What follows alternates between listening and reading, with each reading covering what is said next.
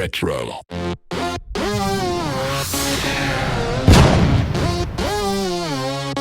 retro seller.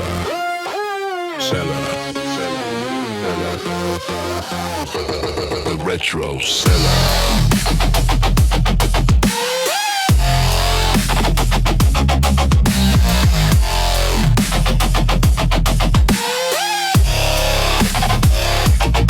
Retro seller.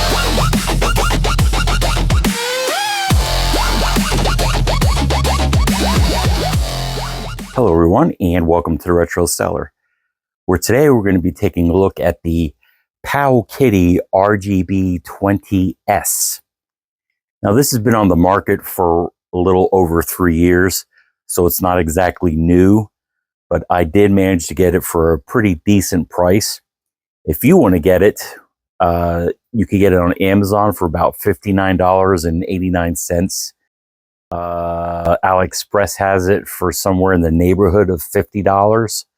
The Powkiddy website still sells it at $49.99. I think it was around $80 when it first came out. Me, however, I got it for $27.12 on the Goodwill website, so it was a bit of a deal for me, which is why I snagged it. But let's look at the specs. It has a CPU that is running the RK3326 at 1.5 gigahertz. This is a common chip that a lot of the budget handhelds seem to be using nowadays. If you don't have a handheld like this, it wouldn't be a bad option. But there are other options out there like the R36 Max or the R36S that has about the same performance, and you'll get it for maybe a little bit cheaper. Nonetheless, the RAM that it's running is 1 gigabyte, and it has a screen that is 3.5 inch IPS, which has a 4:3 aspect ratio, which is really good for the retro games. PSP, which does sort of run on it, won't look as good, but it is a really good screen. The resolution is 640 by 480. The battery is 3,500 milliamps, which they say will get you about 4 to 6 hours. The operating system it's running is Arc OS. Storage, it has 2 SD card slots. I think this one has 64 gigabytes on it. One will run your ROMs, the other one has the operating system on it. It plays most systems well up to PlayStation 1. So all your, NES games, SNES, Mega Drive, all that kind of stuff, all the 8-bit, 16-bit stuff's going to run pretty well on it. It does have Dreamcast, PlayStation Portable, N64, and I think Nintendo DS on it. They're going to be really hit or miss, especially like PSP and the N64. They're probably not going to run very well. Some of the Dreamcast games, like the easier to play ones, might play on it. We'll see when we take a look at it.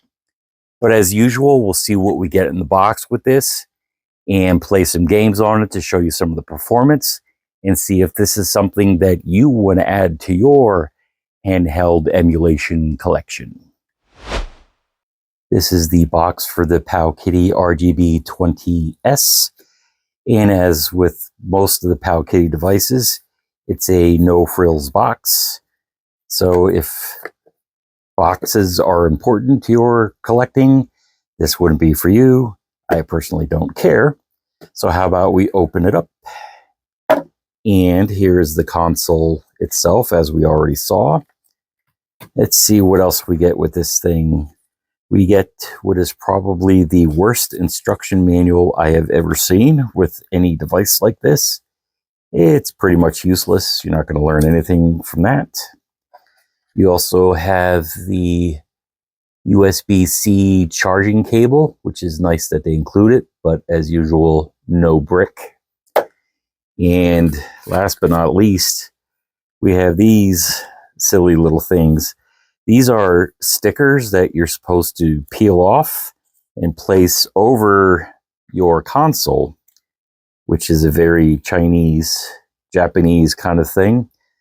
Personally, I think if you put these on, it would ruin your console, so I'm not interested in using those.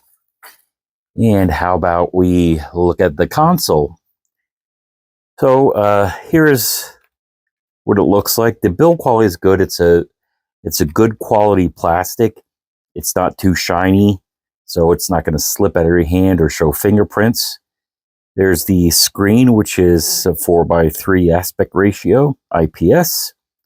And you have your Nintendo Switch style analog sticks, which feel exactly like a Switch.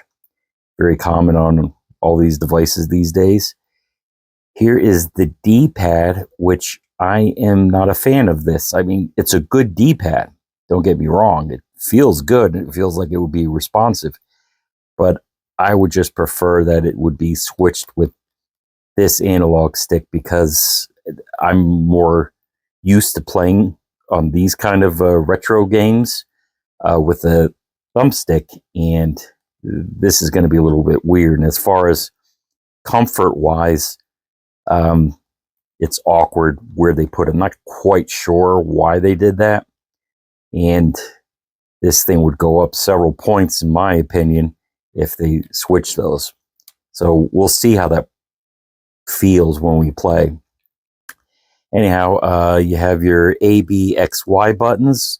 They're a little on the small side, but not too bad, I suppose. But if you have bigger hands than me, this could be an issue.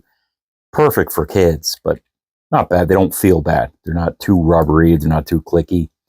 You have your select and start button, and this, I would imagine, is a return to menu button. That's probably put there because it makes this look like a smiley face, which this is known for. You have your speaker grill right here. The sound coming out of this is actually really good. It's impressive, and I like where they put it.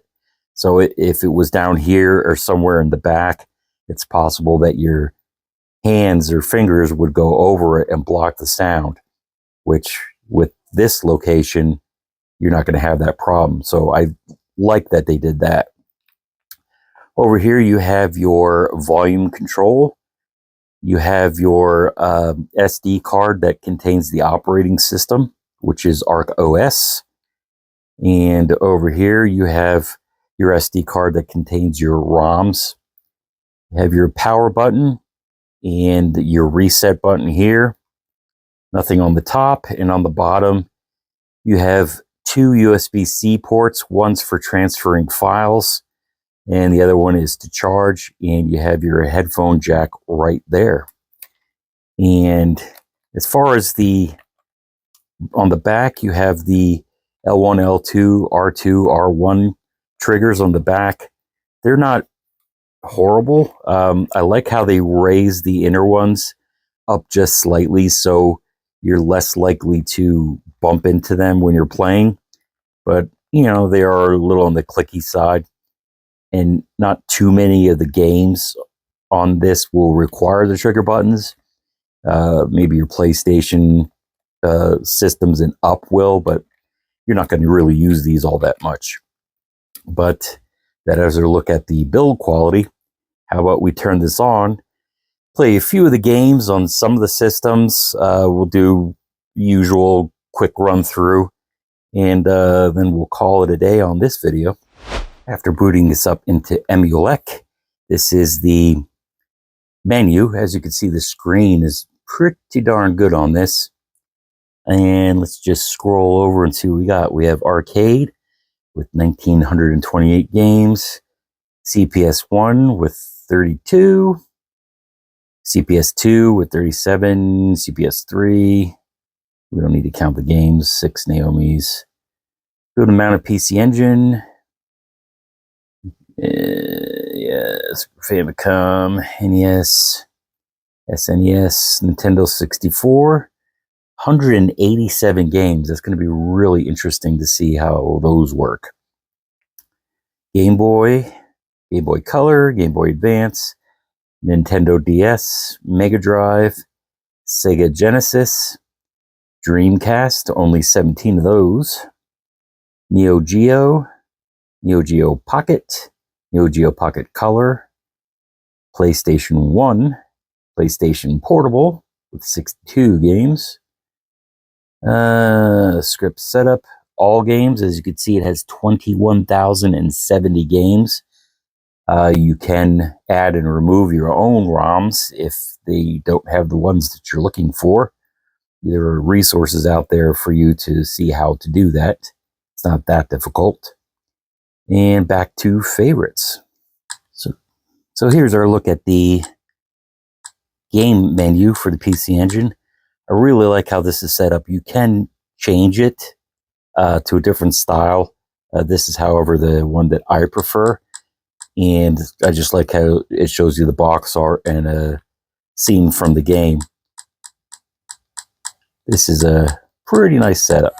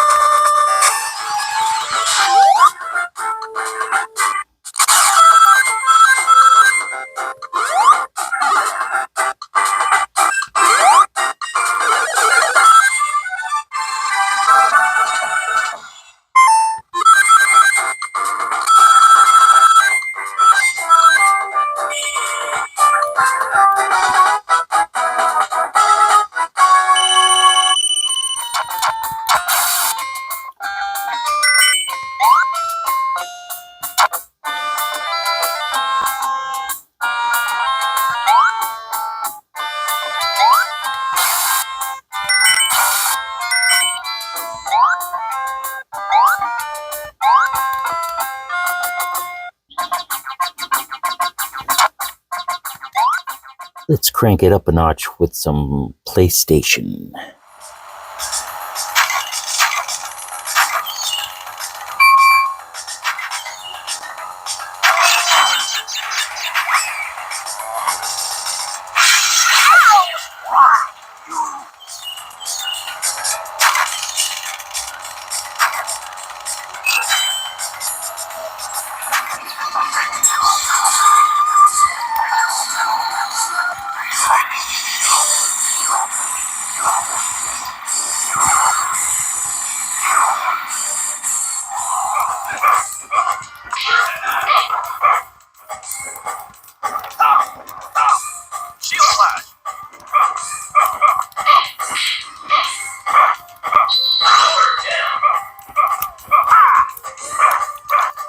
Now let's get into a meteor system with the Dreamcast.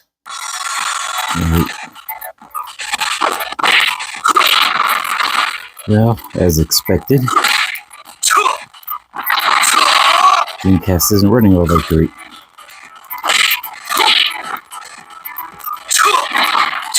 Maybe if you don't mind it stuttering.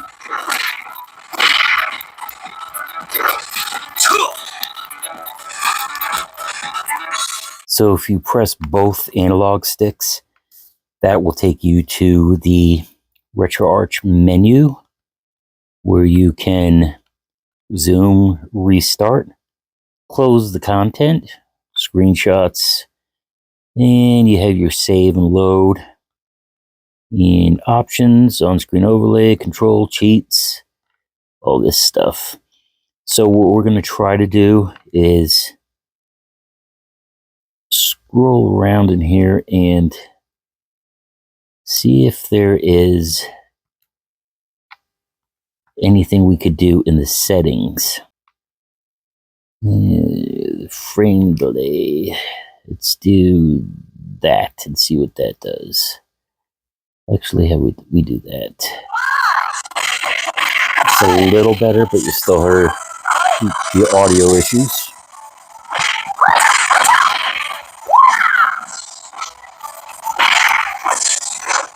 All right, here's where things might get a little bit interesting. Let's try California Speed on the Nintendo 64.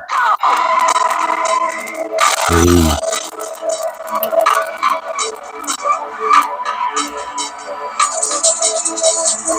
It's starting to get a little bit better.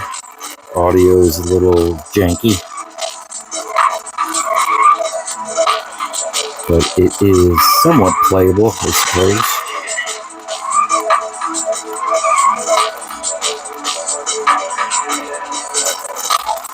Oh, here it goes again. How about we close this video out with a little bit of PSP and see if anything runs on this, but don't have high expectations. I'm gonna go see my cousin and send him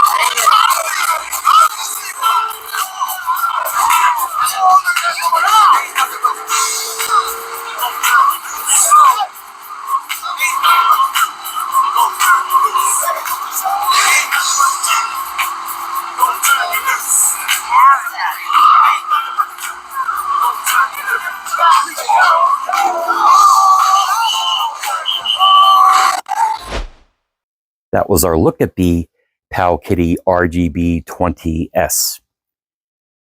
It's not a bad system. It has decent build quality. Its performance was to be as expected. It runs everything from your 8-bit stuff up to PlayStation 1 pretty well. Again, as expected. Why these systems add consoles like the PlayStation Portable, the N64, and the Dreamcast is beyond me. It's more like a selling point to get people that don't know any better to go, hey, look at these systems that it plays. But it doesn't play them well. So it would be better if they just didn't even bother to put them in. Nevertheless, everything else performs well on it. So for that, it's worth it.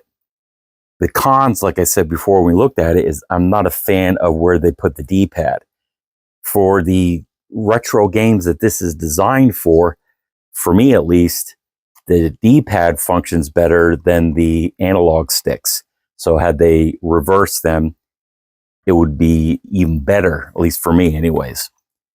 But like I said, there's so many systems now that are running the RK3326 chip. And this being over 3 years old, there's newer systems running this chip that are cheaper. And why this hasn't dropped down more than it already has, I mean, it did come out at, originally for $80. So this is even cheaper. But you have other options. So what I would suggest is look for something that has a form factor that's better for you. Perhaps you want a horizontal version of a handheld that's running this chip. Like I said, the R36S or the R36 Max that I have, there are also better options that have similar performance. But I can't not recommend this because its performance was as expected. And the build quality isn't bad overall, and the screen is great. So for that, I guess I would recommend it. But that's it for our look at this. Please like, comment, and subscribe, and we'll catch you in the next video. The Retro Seller.